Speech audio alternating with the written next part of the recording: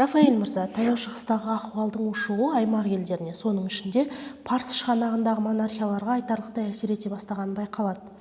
Осы орайда, егер бұл қақтығыс бұдан әрі өршіп, ауқымы кеңейе түссе, Орталық Азия елдерінің әскери, экономикалық және энергетикалық қауіпсіздігіне қаншалықты деңгейде қатер төнуі мүмкін?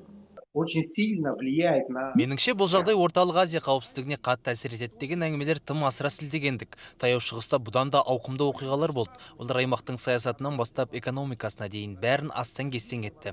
Тіпті сол жойқын оқиғалардың өзі әлеуметтік желілердегі эмоционалды фоннан бөлек біздің аймаққа ешқандай тікелей әсерін тигізген жоқ. Мәселен, араб көктемі Орталық Азия елдеріне мүлдем ықпал еткен жоқ. Тек Орталық Азияның барлық елдерінде кез келген сынды немесе оппозицияны революциялық оқиға, ал оны білдірушілерді әлеуетті революционерлер деп қабылдай бастаған арнайы қызметтердің параноясы күшейгенін айтпағанда, бұдан басқа бұл жағдай не экономикаға, не өмір салтына, не басқа ештеңеге мүлдем әсер еткен жоқ. Сыртқы периметрдегі оқиғалардан қарағанда Қазақстан, Өзбекстан, Қырғызстан немесе Тәжікстанның ішкі саяси оқиғаларының маңызы әлдеқайда зор болды. Тіпті Ауғанстандағы биліктің Талибанның қолына қайта өтуі де ешқандай түбегейлі өзгеріске әкелмеді.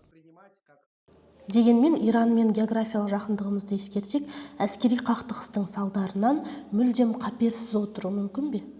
Во всяком случае, Иә, билікті біршама сескендірген эмоционалды сәттер болды, бірақ Орталық Азия елдерінің саясаты мен экономикасы түбегейлі өзгерген жоқ. Иран өте жақын орналасса да, Қазақстан мен Түркменстан онымен теңіз және құрлық арқылы тығыз байланысты болса да, әскери тұрғыдан ешқандай қауіп төніп тұрған жоқ. Қаншалықты кәнігі естілсе де, Ирандағы режим ауысса, немесе басшылықта прагматикалық көзқарас күшейсе, бұл Түркменстан мен Өзбекстан үшін жаңа мүмкіндіктер ашады. Өйткені сонда ғана көлік дәліздерін ұзақ мерзімді жоспармен дамытуға мүмкіндік туады. Иран халықаралық санкциясында тұрғанда, ал Өзбекстан мен Қазақстан басшылығы америкалықтарды ренжітіп, қосымша санкциялар тізіміне ілікпеуді ойлап отырғанда, теміржол мен автожол құрылысының ұзақ мерзімділігі туралы айту мүмкін емес.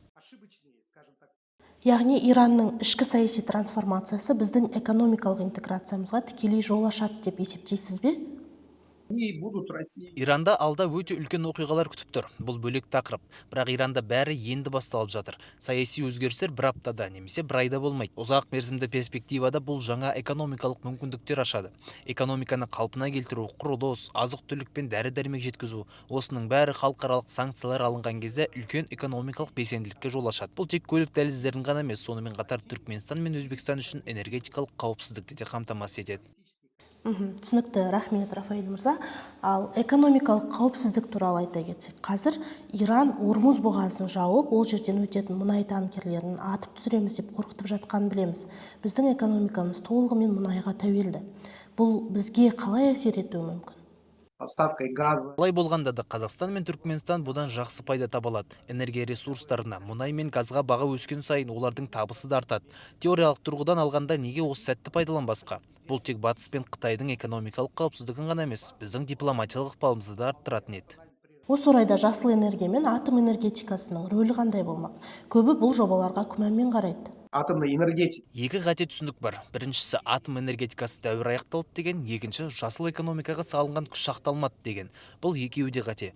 Жел энергетикасына және басқа да баламалы көздерге салынған инвестициялар өз жемісін берді. Сол сияқты АЭС-ті кім салса да, ол Ресейдің немесе Қытайдың ықпалы үшін емес, сұраныстың жоғары болуына байланысты салыну керек. Бұл сұраныс өсе береді және оны ұзақ мерзімді жоспармен қанағаттандыру керек. Кез келген жағдайдан тек минус емес, плюс іздеу керек. Қазақстан президенті қауіпсіздік кеңесін өткізді. Егер таяу шығыстағы қақтығыс ушыға түссе, біздің аймақта да радикалды топтардың немесе прокси күштердің белсенділігі артуы мүмкін бе? Не так. Олар онсыз да өседі. Бұл оқиғалар болса да, болмаса да олар бар. Нақты оқиғалармен байланыстырудың қажеті жоқ. Мен бұл жағдай радикалдардың санын күрт арттырады деп ойламаймын. Олар сыртқы саяси оқиғаларға байланысты емес, басқа себептермен көбейеді. Сонда радикалданудың негізгі қозғаушы күші сыртқы діни фактор емес, ішкі әлеуметтік мәселелер болып отыр ма?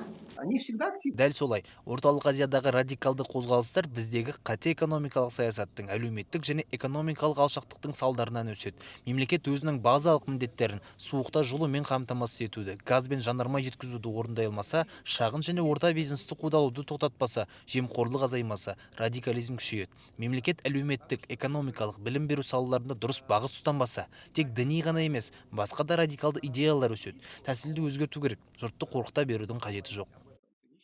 Демек, біздің аймақ үшін қауіп минималды болса, Орталық Азия елдеріне тек сақ болу ғана қала ма? осторожничать. Әрқашан алдағы 15 жыл үнемі сақ болуды қажет ететін дәуір. Тек оңтүстік шекара емес, солтүстік, шығыс және батыс шекараларда солай. Өйткені біз жаңа жалпы дағдарыс дәуірінде өмір сүріп жатырмыз. Онда бұл жағдайда біздің дипломаттарымыздың басты міндеті қандай болуы тиіс? Вот почему Біз соңғы 5 жылда Парсы шығанағындағы араб елдерімен қарым-қатынасты қатты күшейттік. Олар өздеріне қатысты кез келген ауытқуды өте ауыр қабылдайды. Иран да солай. Сондықтан олар араб монархияларында ирандықтарды да, америкалықтарды да ренжітпеу үшін өте абайлап әрекет етуге мәжбүр. Бұл зергерлік дәлдікті талап етеді. Мысалы, сыртта сені сабағысы келетін ірі жігіттер тұр делік, бірақ себеп таба алмай тұр. Ал сен олар себеп тапқанша аралардан өтіп үлгеруің керек. Міне, Орталық Азия мемлекеттері үшін қазіргі сәт осындай. Бізге ракеталар ұшып келмесе болған, сондықтан тек үміт қана бар. Ал қалған жағдайда біз отқа май құймаймыз. Тату болыңыздар, прагматик болыңыздар, экономиканы дамытыңыздар. Біздің ұстанымымыз осы. Сұхбатыңызға рахмет.